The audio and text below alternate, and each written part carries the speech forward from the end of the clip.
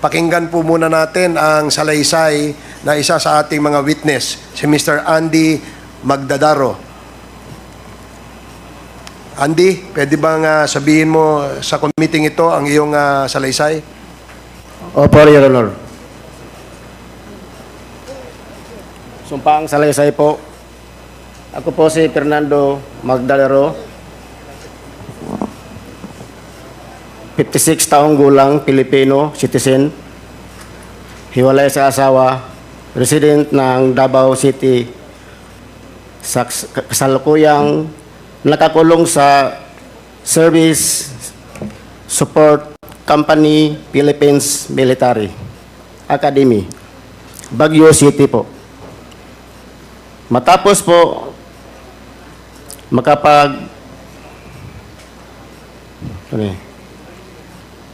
makapagpanumpa ng ayon sa batas ay malaya at kusang loob na papahayag ng mga sumusunod. Noong December 1, 1999, ako ay nahuli sa kasong murder, illegal possession of firearms na noon ay nakapila sa Regional Trial Court, Davao City, Branch 17 at Branch 9. Noong taong 2003, ako po ay nakomit sa Davao Prison and Penal Farm na ngayon ay Davao Prison and Penal Farm. Pagkatapos na ibaba ng hatol sa aking mga kaso. Noong unang linggo ng August 16, mga bandang tanghali, habang ako ay nasa Brigada 2, nilapitan po ako ni Leopoldo Tan ng kasama kong priso sa maximum security compound ng Davao Prison Penal Farm. Sinabihan niya po ako na tulungan ko daw siya at may ipapatira ng magbibigay daw sila ng kaunting halaga. Tinanong ko siya kung sino ang mga ipapatumba. Sinabi niya na 3 Chinese na nasa foreign ward area ng Davao Prison and Penal Farm. Sinabi din niya na ang nag-utos ay yung dati niyang kaklase sa empleyado ng gobyerno. Ngayon na kinakausap niya sa labas ng gate po.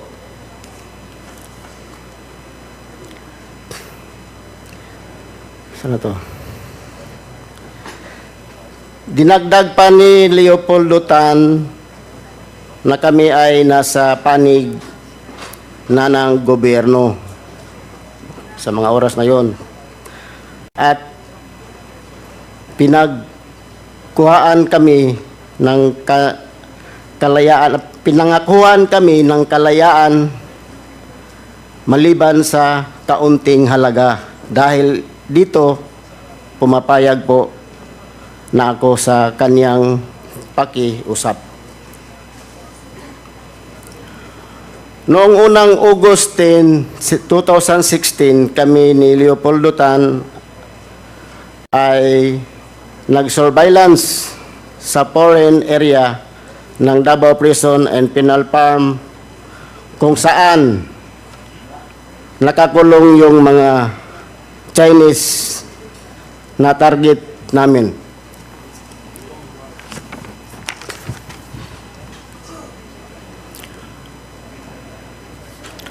Doon ko unang nakita yung 3 Chinese na nakalaunan ay nalaman ko na Pangalan nila ay si Chokentong, Jackson Lee at Wong. Noong August 11, 2016, pumasok ang mga tauhan ng Bucor sa aking silda at ako ay kinapkapan nila,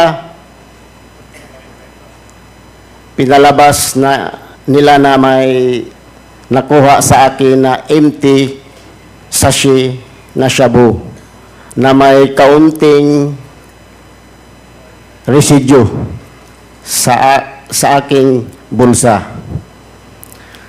Sa aking pagkakaalam, ito ay para ng plano nila Leopoldo Tan kung paano iligpit yung tatlong Chinese.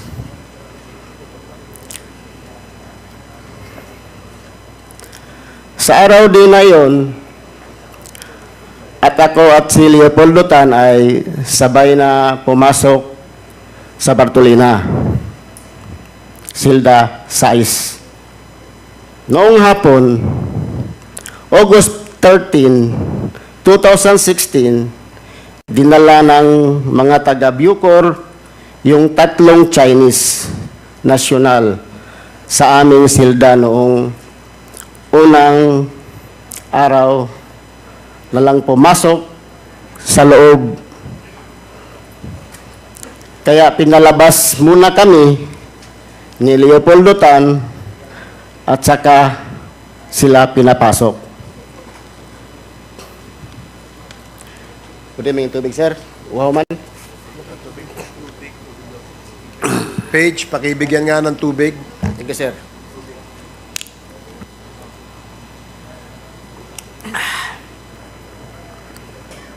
Noong hapon na yon, August 13, ulitin ko, dinala ng mga taga-Bucor yung tatlong Chinese national sa aming silda noong unang araw, ilang pumasok sa loob. Kaya pinalabas muna kami ni Leopoldo Tan, saka sila pinapasok ulit. Mga 8 a.m. ng gabi, ng araw na yon, pinagsasaksak na namin ni Leopoldo Tan yung tatlong Chinese at ginamitan ko ng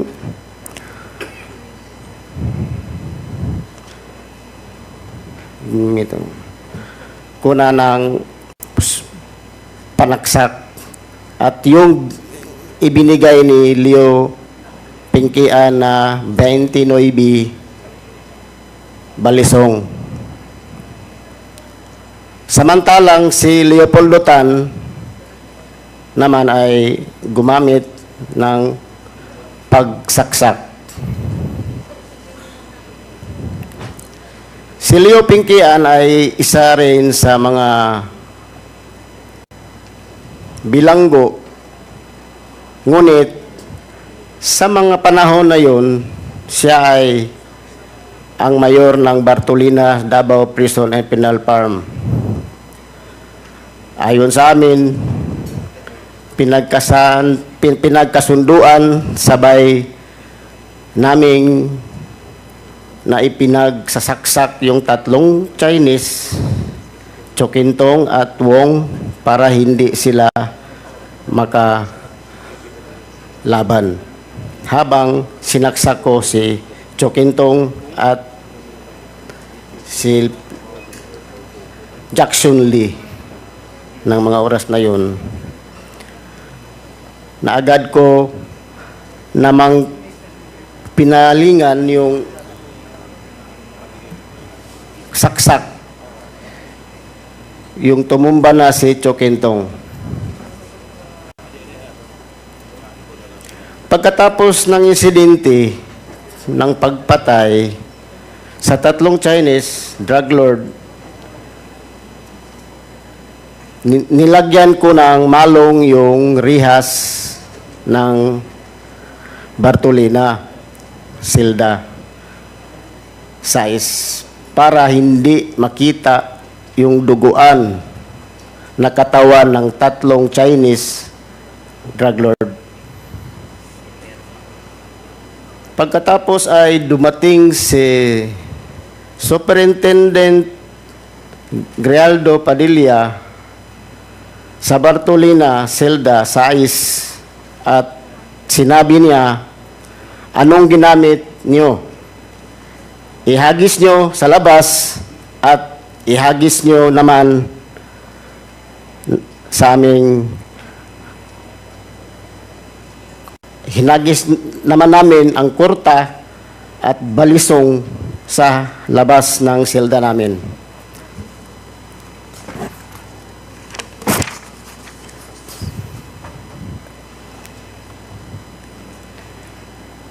Nilabas namin sa silda ang kamay namin sa presohan.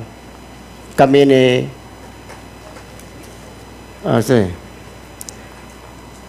kami ni Sir Poro, pinalabas kami para dalhin sa IS Investigation Section. Kami ni Leopoldo Tan ay kinasuhan ng homicide dahil sa pagpatay sa 3 Chinese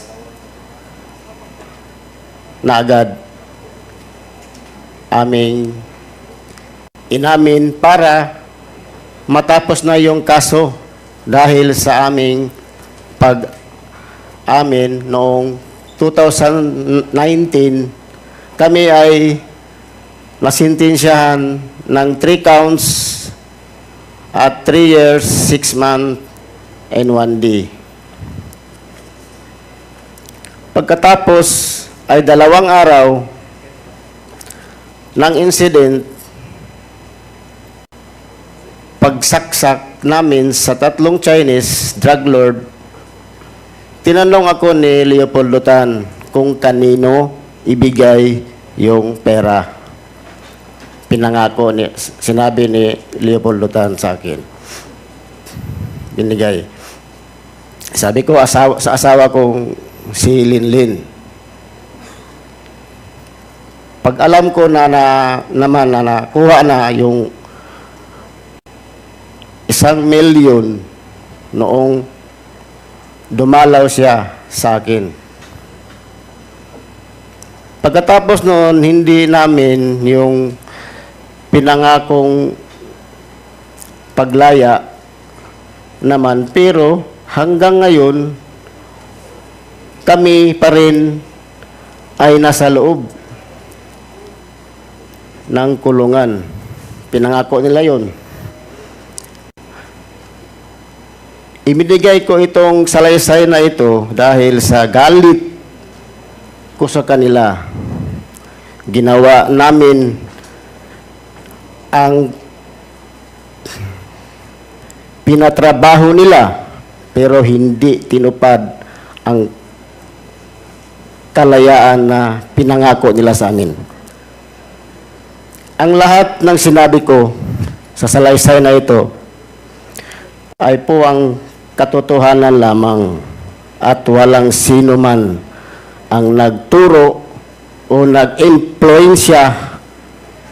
At alam ko rin na maaring gamitin laban pabor sa amin, sa akin. Sa ngayon, ito na lang po ang masasabi ko at wala nang idagdag pa sa aking salaysay. Sa katunayan, ay nalagdaan ko ito ngayong ika-21 ng August 2024 dito sa lungsod ng Baguio. Sinumpaan at nilagdaan sa harap ko ngayon ika-21 ng August 2024 sa lungsod ng Baguio. Okay, salamat Andy. Thank you po. Ito bang pirma dito sa salaysay na ito na binabasa mo ay iyong pirma? Yes, for honor. Okay, salamat. Wala ka nang idadagdag? Wala na po, Your Honor. Yun na po. Okay, ang ating sunod na tawagin, ang ating isang witness sa pangalan na Mr. Leopoldo Tata Tan, alias Tata. Tama po ba? Okay. Sige, Tata, pakibigay ang iyong salaysay. Magandang araw po sa lahat po. Sinumpaang salaysay. Ako si Leopoldo Ontalan Tan Jr. Nasa 54 na taong gulang, Pilipino at kasalukuyang kapiit sa Service Support Company, Philippine Military Academy.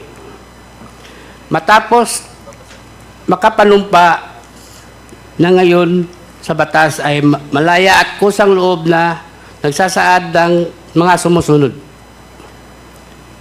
Noong taong 2005, ako ay nahatulan at nakakulong sa Davao Prison Penal Farm dahil sa paglabag ng RA 9165.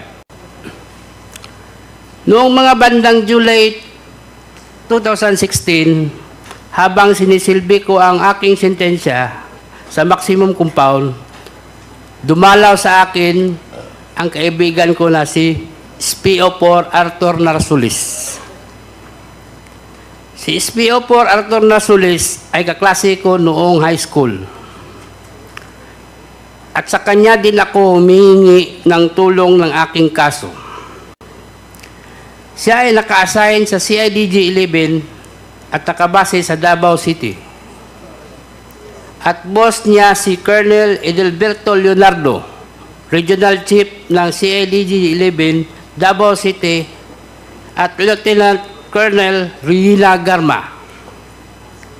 Noong araw din yun, nakiusap sa akin si SPO4 Arthur Narsulis at sinabi niya na may ipatatrabaho ako sa iyo at may basbas sa taas.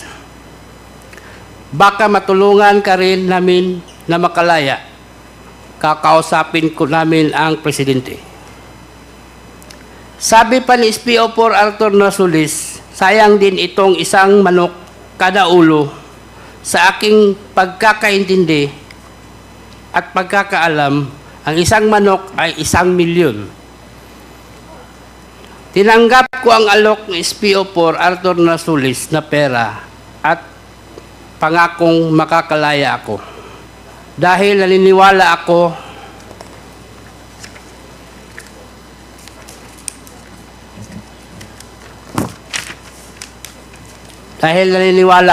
sa kapasidad at kakayahan ng boss niya na si Colonel Edelberto Leonardo na matutupad nila ang kanilang pangako dahil sa malakas sila sa taas. Tinanong ko kay SPO4 Arthur Narsulis kung sino ang mga tatrabahuin at ipinakita niya ang isang kapirasong papel na naglalaman ng mga pangalan ni na Chukintong at Jackson Lee. At sinabi pa ni SPO4 Arthur Narsulis na 3 sila, ngunit yung isa na may pangalan na Peter Wang ay darating mamayang gabi dahil manggagaling siya sa ibang kolonya. Nagpakita pa si SPO4 Arthur Narsulis sa akin ng isang papel na naglalaman ng iba't ibang pangalan ng 32 na Chinese drug lords na nakapiit sa iba't ibang kolonya. Sinabi pa ni SPO4 Arthur Narsulis na ang mga Chinese na mga ito ay drug lords at galit ang presidente sa kanila. Kinabukasan at sa mga sumusunod na araw, nagmanman ako at nagtanong-tanong ako tungkol sa 3 Chinese drug lords. At nalaman ko na ang mga ito nakakulong sa foreign ward na bakod ang pagitan sa amin at may barbed wire pa. Kaya isang gabi, tumawag ako kay Arthur Narsulis at sinabihan ko na mahihirapan ako na kunin yung 3 Chinese drug lords kasi nakabukod sila. May bakod at may barbed wire pa. Sinabihan ako ni SPO4 Arthur Nasulis na maghanap ako ng kasama ko para sa trabaho sa 3 Chinese drug lords. Ibabartolina na lang kami at doon na namin isasagawa ang pagpatay.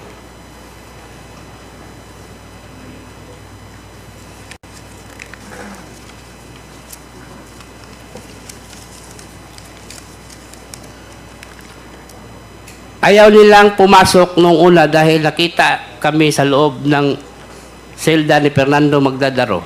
Dahil dito, inilipat muna kami. Excuse me, sinusundan namin ng iyong affidavit, no? Parang hindi kasama itong pahinang ito. Pwede bang malaman kung kasama ito sa iyong itong number 14, page 3? Para lumagpas ka. Page 4 na siya eh. Number 14. Paki 13. Wala siyang page 2 siguro.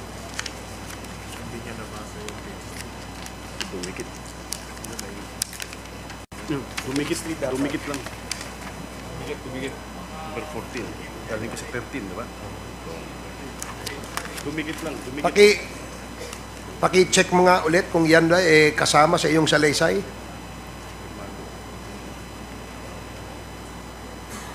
Opo. Kasama ba yan? Kasama po. Pakisagot mo lang. Yan bang pahinang yan ay kasama sa iyong sinumpaang salaysay? Kasama po. Okay, sige. Pwede mo nang ipagpatuloy. Dito ko na kinausap si Fernando Magdadaro na kasama ko din na bilanggo sa Davao Penal Farm and Prison Farm. Si Andy ay kaibigan ko at alam ko na isa siyang trabahante. Sa sumunod na araw ay bumisita si SPO4 Arthur Nasulis at kinausap kami ni Andy sa labas ng Davao Penal Farm.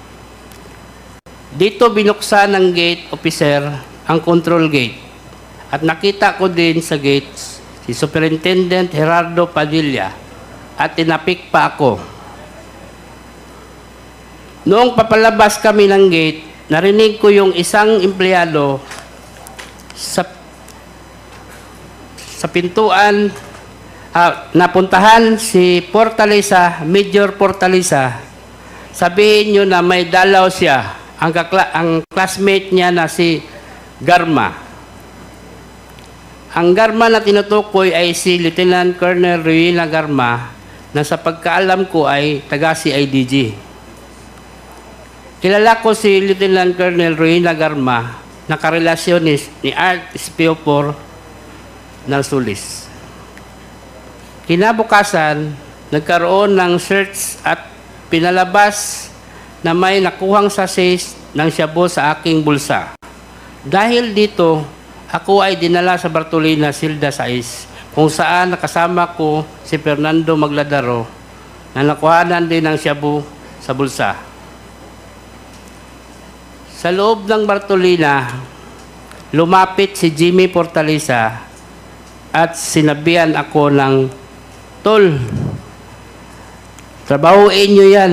Hindi kayo pwedeng pumalpak." Habang nasa Bartolina kami, si Jimmy Portalisa ang nagbibigay sa amin ng kanin, ulam, sigarilyo at coke. Pagkaraan ng 2 araw, dinala ng mga taga-Bucor yung 3 Chinese drug lords sa Bartolina, Silda 6.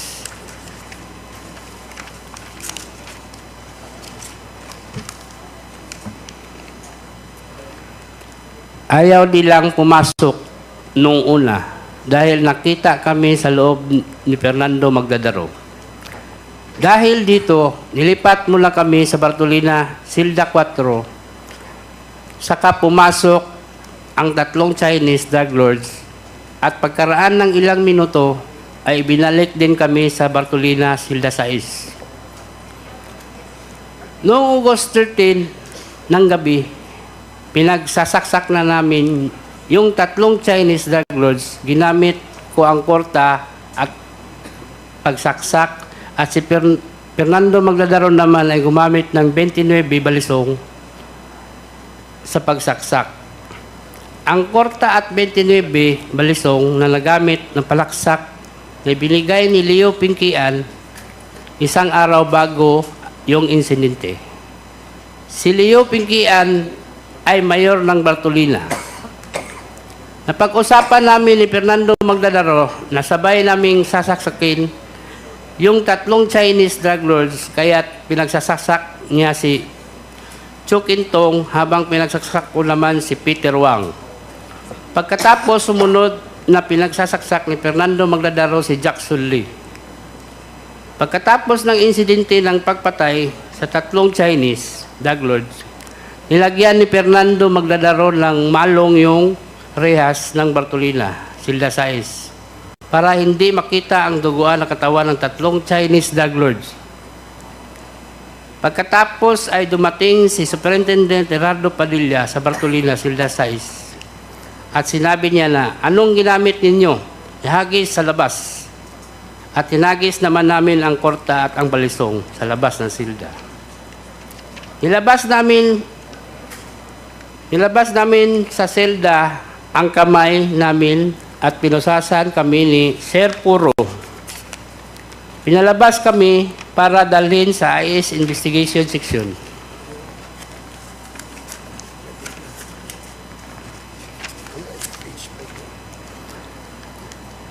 Habang naglalakad kami papuntang investigation section, tumunog ang cellphone ni Superintendent Padilla.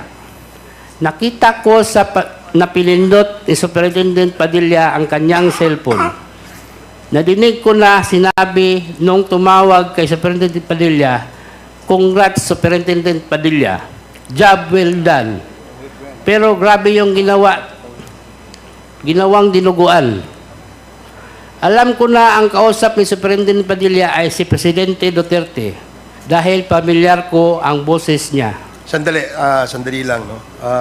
Teka muna, medyo seryoso yung sinabi mo, eh. Pinaninindigan mo ba yan? Opo, sir. Pwede bang ulitin mo kung ano yung sinabi mo?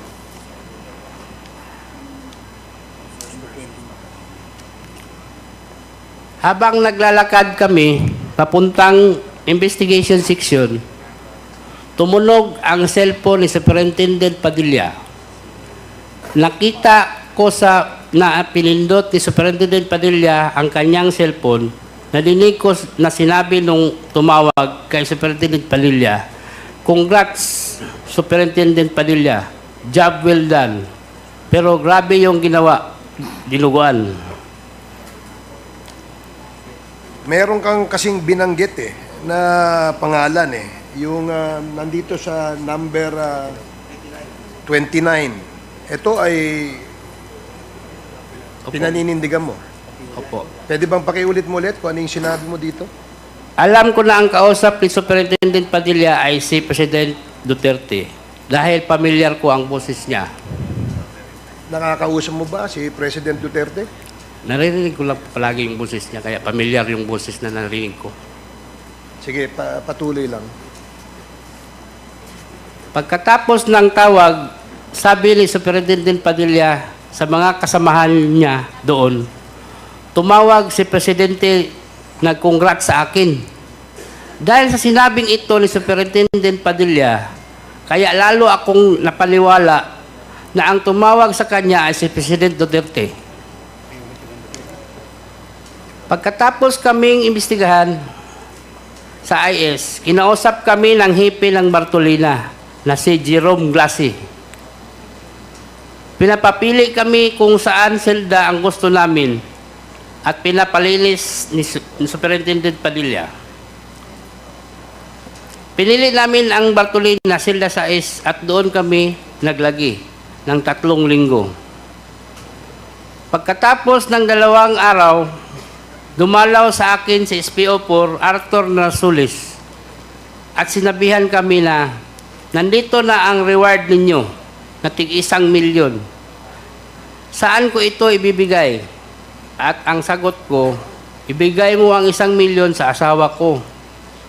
At ang sani naman ni Fernando Magdadaro, ibigay ang 1 milyon sa kanyang asawa. Pagkaalis ni SPO4 Narsulis, naisip ko na ang usapan namin ay 1 milyon kada ulo. Kaya kulang ang reward na natanggap ng mga asawa namin. Ngunit naisip ko rin